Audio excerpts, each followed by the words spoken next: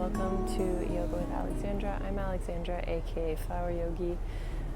Thank you for joining me today. We will be doing some inversion preparation, so specifically targeting and building up to headstand. So if you're new to headstand, welcome. If you're freaking out, we will not even need to go all the way into headstand. We're just strengthening the muscles and kind of preparing step by step so you can revisit this practice. And if you have an established headstand practice, maybe you want to improve, these are some techniques that can help you. So definitely don't practice if you are pregnant, or if you have uncontrolled high blood pressure, if you have any head or neck injuries. So please take care of yourself, or talk to a doctor if you have any of those conditions before practicing, as we will be inverting the blood flow in the body. So it's really wonderful for digestion, for circulation. It's considered the king of all asanas in traditional Hatha yoga. So please take care of yourself and know your limits as we move through this practice, and feel free to revisit and come back to this and watch yourself get stronger. So with that, we'll do a little warm-up, starting to roll up and down.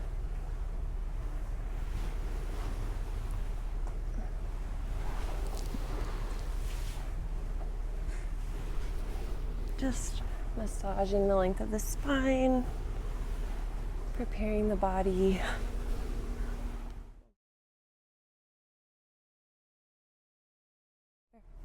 Taking a moment to pause in Shavasana and envisioning yourself in a headstand, envisioning that length from the toes down to your head. And maybe you don't even know what headstand looks like. Again, we might not even go into headstand today. That's okay. That's why this is a preparation practice. We're building and working our way up to that point.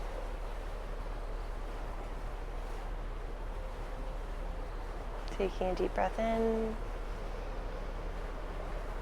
and a long sigh out. Feet come together. Inhale, arms reach up and away from the toes. Exhale, relax. Make your way onto one side and coming into a child's pose, press your way up and turning towards the front of the mat, feet and knees together. Melt the heart down, melt the forehead to the mat. Bring the arms down by the feet. And as you breathe here, feeling the belly press into the thighs.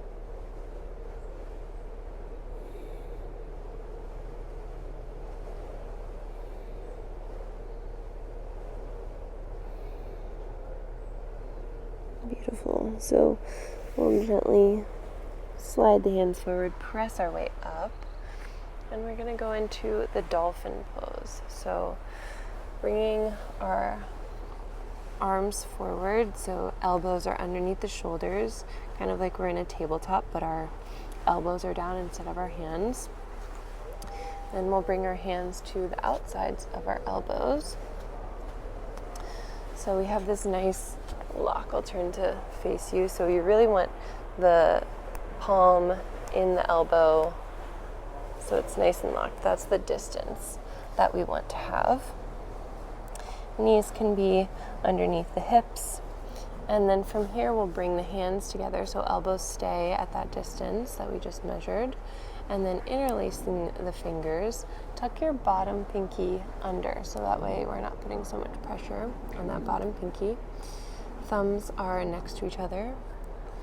Press firmly into the elbows, and we will start to lift the hips, curl the toes under, And just lift the hips. This is dolphin pose, so this may or may not be new to you.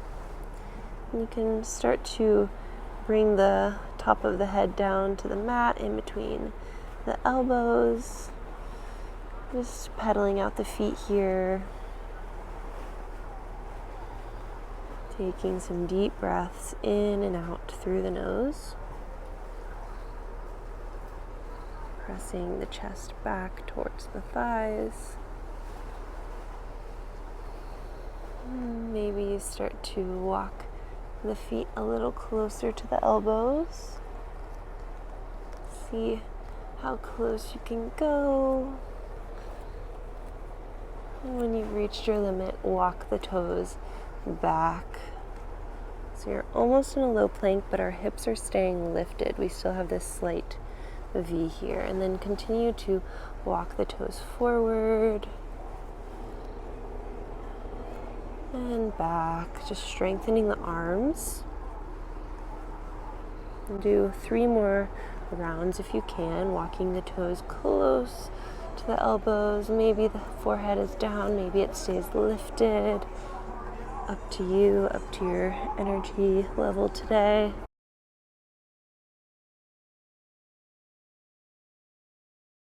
You might start to feel that igniting of the legs, of the shoulders.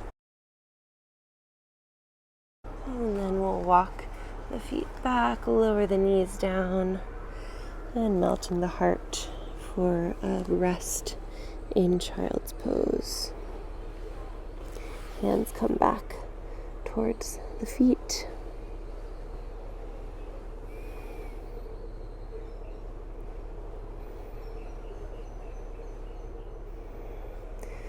Beautiful, and then we'll slide the hands forward. So coming back into tabletop, knees underneath the hips, drop the elbows down. We're going to find that measurement again, hands to elbows. So dolphin is a great alternative if headstand is not in your practice. To continue to strengthen our dolphin, we'll have this nice triangle shape in our forearms. We'll lift the hips, and then we'll start with some dolphin push-ups. So inhale, press the belly back towards the thighs. Maybe the forehead touches down in between the elbows. And as you exhale, keeping the hips lifted, we're not going all the way for a low plank. We lower the chin in front of the hands. Inhale, press back. Tap the forehead down. Exhale, coming forward. Chin taps down. Staying with the breath. Inhale as you press back. And exhale as you lower the chin. Really feeling that strengthening of the arms. So the more you do this, the stronger your shoulders will become, the easier it will be to go up into a headstand. Because really we're not using our legs or our core muscles so much as we are using our arms and shoulders. So if you feel like your core is super ignited, it's probably because you are not centered or stacked, because when our bones are stacked, our muscles are not doing so much work. So something to consider. Do 5 more if you can.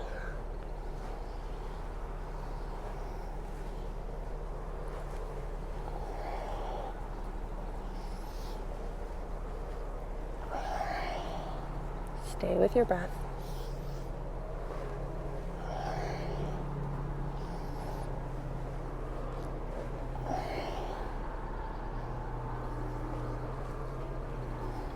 Last one.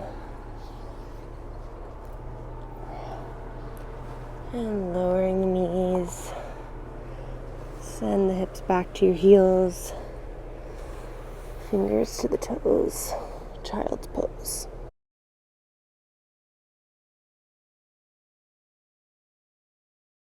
Melt the shoulders down.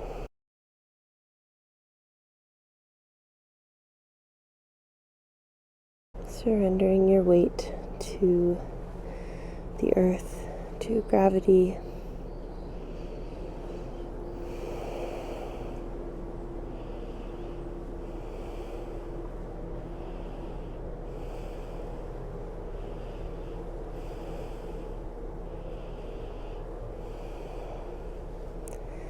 Beautiful. Start to slide the hands forward. So again, maybe today is not your day for headstand. That's totally fine. I'm going to demonstrate the steps getting into headstand. Please watch for the first round and then I'll talk you through it again, especially if you're new. Again, make sure your area is clear. Sometimes it's nice to have a wall in front of you so that way you don't flip over. It's not the worst thing in the world, but it's not exactly comfortable. Yeah, please take care of yourself, be safe. And if anything, this is just a chance to see what headstand looks like. And once I demonstrate, if you want to just continue with your dolphin push-ups, go for it. Or maybe you practice. So come back to our setup as we did for dolphin. Measuring the distance, grabbing opposite elbow, bring the hands down, tuck that bottom pinky, fingers interlaced, and then we're gonna bring the top of our head, kind of like the flat part, just in front of our hands, and then we'll lift our knees, lift our hips as we did for dolphin, and then start to walk the feet closer and closer to the elbows. So you'll see as I get closer, like my hips are kind of just naturally stacking and my toes start to lift. So I realize not everyone might be able to get that close, which is fine. If your feet don't naturally float up, you can just bend one knee, maybe lift the hips a little bit, then lower those toes down, and then bring the other toes up, lower them down. So each step is a point of progress, a point of moving forward. So maybe you get to the point where you can lift both toes and we just have the knees tucked into the chest here. And again, I'll repeat this. So when you get to this point, you want to take a few breaths and then we'll lift the knees towards the ceiling. So the feet are behind us towards the glutes. This allows us to stack the hips, the spine a little bit more straightly, and from here we will lift the legs. Feet are relaxed, legs are relaxed, and that point of straightness is kind of where it feels like you might fall, but that's where we press into our elbows to hold ourselves steady. Breathing at each point, and from here to come down, we will bend the knees, feet behind us, and then bring the knees back into the chest, and lower one foot down and then the other, and coming into a child's pose. Be sure to rest here for a few breaths. Take some breaths. So I'll walk you through that one more time, especially if you are watching. So we will start in our tabletop, bring the elbows down, measure the distance between your arms, your elbows, hands to outsides of the elbow, interlace the palms, interlace the fingers, tuck the bottom pinky, and then bringing your head down. And really feel that activation in your shoulders as you press into the elbows. So we're lifting our neck, our ears away from our shoulders, and then we lift the hips, the heels, and maybe we lift one foot and lower it down. Maybe we lift the other foot and lower it down. Really try not to kick and jump up. That's how people fall. So we want to get to the point where we can tuck both knees into the chest and stack the hips over the spine. without kicking. And then we lift the knees.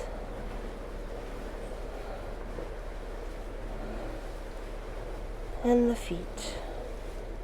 Take your time. Keep breathing.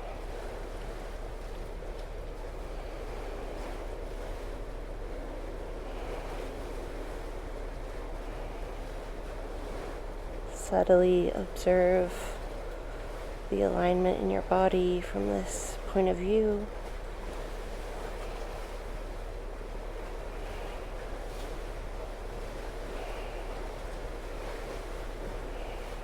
At any point you can get into child's pose, you can do your dolphin push-ups, you can be in a still dolphin. Wherever you are today, you are on your mat. You are taking time for yourself, for your practice.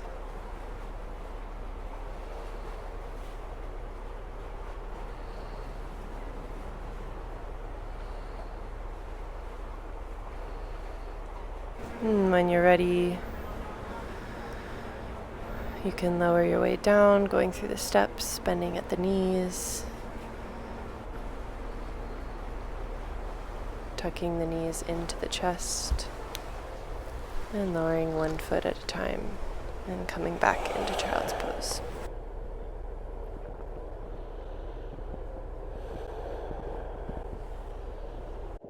Taking deep, full breaths. Honoring your body, honoring the systems that keep us alive, the beautiful network of cells and tissues and organs within us that allow us to exist in this body, in this form. And when you're ready, slide the hands forward underneath the shoulders, pressing your way up to lay on your back. Moving nice and slowly. Arms at your sides, feet nice and wide. Roll the head side to side.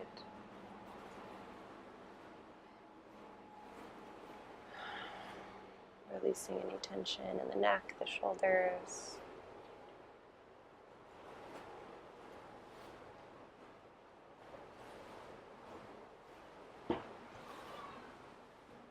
And you might continue with another practice, or just continue to lay here in Shavasana.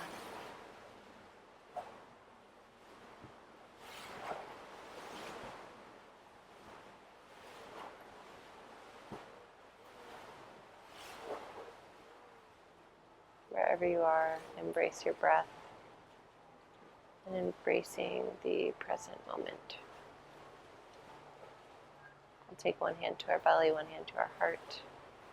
Take a deep breath in and a long breath out. Palms together at your heart. Thumb knuckles lift to the third eye, that point between your brows. We'll close with one final deep breath in. And exhaling, honoring yourself, your body, the practice. Om Shanti, Shanti, Shanti.